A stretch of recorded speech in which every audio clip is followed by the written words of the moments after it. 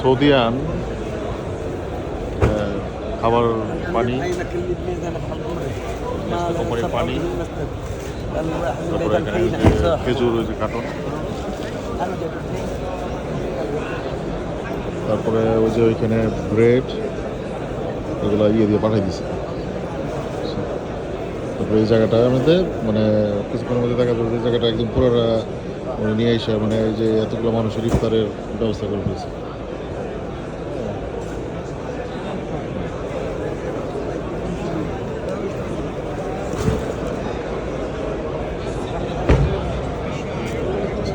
আমরা হালকা একটু ইফতার আনছি, আমাদের রুটি টুটি আনছি,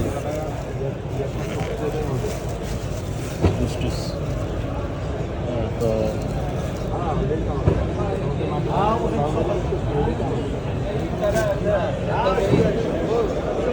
কিন্তু আমাদের ইফতারের প্রস্তুতি থাকার পরেও এখানে এরা জোর করে দিবে, আমরা খাইতেই হবে, নিতেই হবে, মানে ওরা রাগ করে, ওরা মন খারাপ করে যে নেয় না কেন। হ্যাঁ, আসলে একটা কালচার, এমন একটা কালচার ইয়ে করছে যে আপনাকে খাওয়াবেই, খাইতে হবে, জোর করে খাওয়াইবে, খাইতেই হবে। হ্যাঁ, না খেলে ভগর দিয়ে দেন। এই যে এই যে এই যে লোকটা, হ্যাঁ, যিনি এই যে মাথায় ইয়ে করা, এখানে যিনি এই যে মাথায় ইয়ে রুমাল দেওয়া, এই যে লোকটা, উনি খাবারগুলো নিয়ে আসছে। হ্যাঁ, সবগুলা ওই পান্ডা নামে একটা শপিং মল আছে, ওইটা থেকে সবাই সব কিনে নিয়ে আসছে। আমি পান্ডাতে যখন ঢুকছিলাম দেখি যে এগুলো মানে ইয়ে করতেছে, প্যাকেট করতেছে। ওই যে আরেকটা আসতেছে, ওই যে একটা আসতেছে, ওই যে আরেকটা দিন আসতেছে। এগুলো এখানকার যারা স্বেচ্ছাসেবক আছে তাদেরকে দায়িত্ব দিয়ে দিচ্ছে, তারা এইগুলো ইয়ে করতেছে।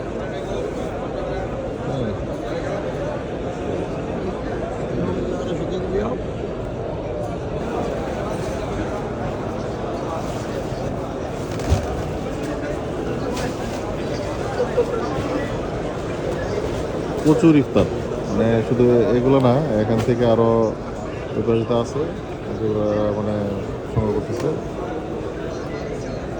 পানি হচ্ছে নেসলে কোম্পানির পানি,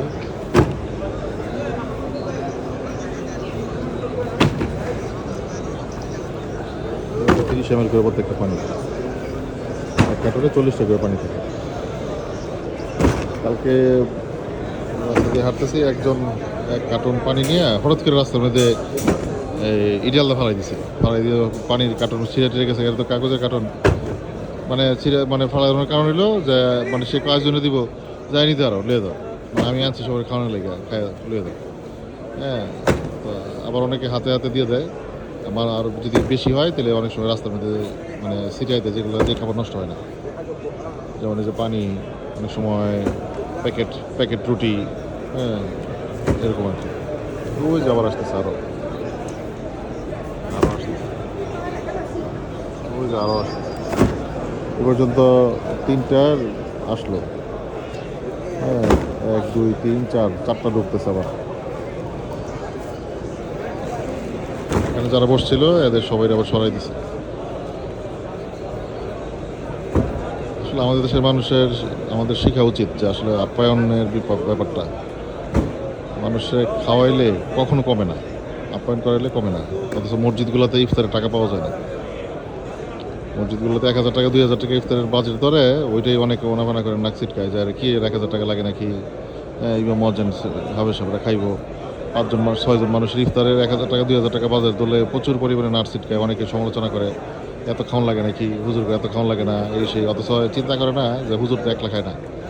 হ্যাঁ, হুজুর যখন ইফতার করে আশেপাশের যে গরিব মানুষটা আছে সেও চেষ্টা করে যে না আমি একটু মসজিদে দেখি ইফতারটা পাই কিনা। একটা পথচারী আছে, অনেক সময় চিন্তা করে যে না আমি মসজিদ থেকে আসলে নামাজটা পড়ে পানিটা নিয়ে আর ইফতারটা করে পরে আমি বাসা যাব। কিন্তু একবার একটা মানুষের, গ্রামের মানুষ, সে যে গর্ভে বৈশা মোরগ পোলাও বিরিয়ানি, তারপরে মজার মজার হালিম নেহারি টেহারি খাইতেছে বৈশা, সে একবার চিন্তা করে না যে তার মসজিদের ইফতারের পরিবেশটা কেমন। খুবই দুঃখজনক। আসলে আমাদের সামর্থ্য নাই, কিন্তু আসলে যাদের সামর্থ্য আছে তারা কি করবে? যাদের সামর্থ্য আছে তাদের উচিত হলো যে সে বড় বড় শিল্পপতি পয়সাওয়ালা, তাদের উচিত হলো যে মসজিদগুলো দায়িত্ব নিয়ে নেওয়া। এই মসজিদের ইফতার আমি 30 দিন আমি 1 লাখ করাবো, 1 লাখ করাবো, 5,000 10,000 যা লাগে আমি করাবো। হ্যাঁ 50 জন মানুষের ইফতার আমি প্রতিদিন করাবো, তাহলে হইলো কথা। কামাই তো সারা বছরই করবেন, খাওয়াবেন। রমজান মাসে 70 গুণ সব, যা করবেন 70 গুণ সব। ভালো করলে 70 গুণ হইব, খারাপ করলে 70 গুণ হইতে পারে। হ্যাঁ, তো যেহেতু আমরা 12টা 70 গুণ জানি, 70 গুণই নিবো। খারাপটা যেন আল্লাহ আমাদের 70 গুণ না দেয়, আর এই প্রত্যাশা আল্লাহর কাছে।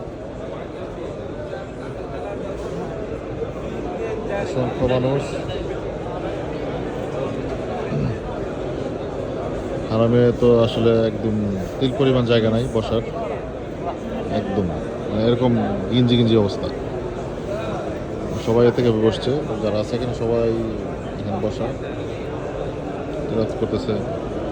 আসলে লং টাইমে বসে থাকাটাও আসলে অনেক কষ্টের, ব্যাক পেন হয়ে যায়। চেয়ার টেয়ার জন্য আমরা একটা চেয়ার রাখছি, মাঝে মাঝে একটা চেয়ারে বসি, চেয়ারে বসলে একটু আরাম পাওয়া যায়। তো যাই, এই জিনিসটা আসলে মানে শেয়ার করার মনে হইলো যে শেয়ার করি, যে জিনিসটা আসলে জানা দরকার। আমাদের ভালো জিনিসটা শিখতে হবে, সেটা যে কোনো জাতির কাছ থেকেই হোক, আমরা ভালোটাই শিখবো আর খারাপটা বর্জন করবো। আর আমরা চেষ্টা করবো আমাদের প্রতিবেশীর সাথে ভালো ব্যবহার করার। প্রতিবেশীর হকটা এত বেশি, প্রতিবেশীর হক যেটা আল্লাহ রাসূলুল্লাহ সাল্লাল্লাহু আলাইহি ওয়াসাল্লাম ভয় পাইছে যে প্রতিবেশীকে আল্লাহ তাআলা নাকি ওয়ারিশ বানাই দেয়, এত গুরুত্ব দেওয়া হয়েছে প্রতিবেশীকে।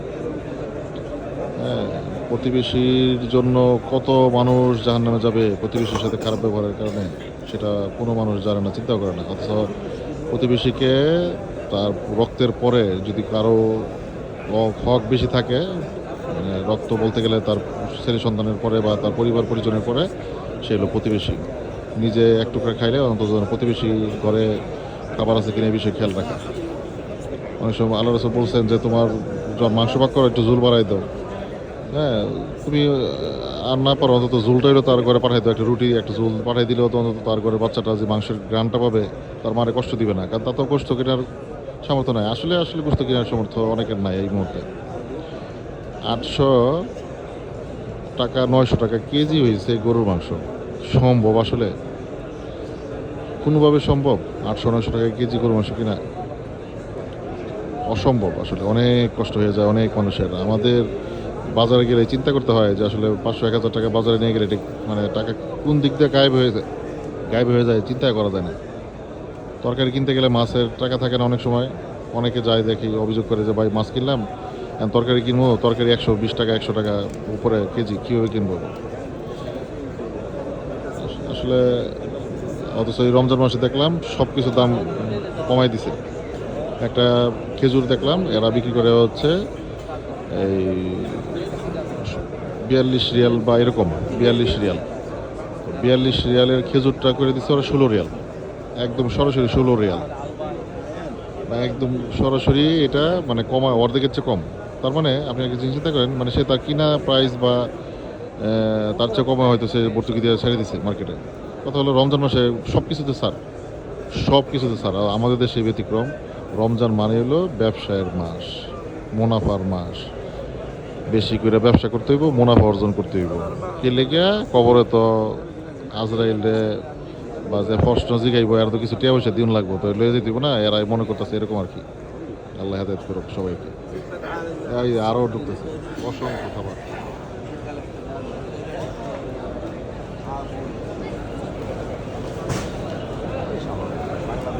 ভিডিও বানাইতে গিয়ে ডকুমেন্টারি হয়ে গেল পুরা।